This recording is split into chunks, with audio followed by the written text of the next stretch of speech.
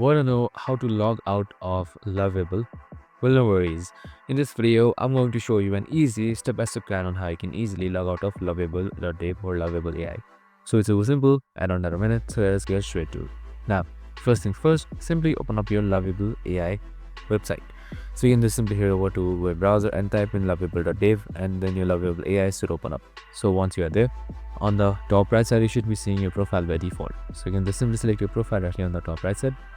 So once that is on here, you should be seeing various options.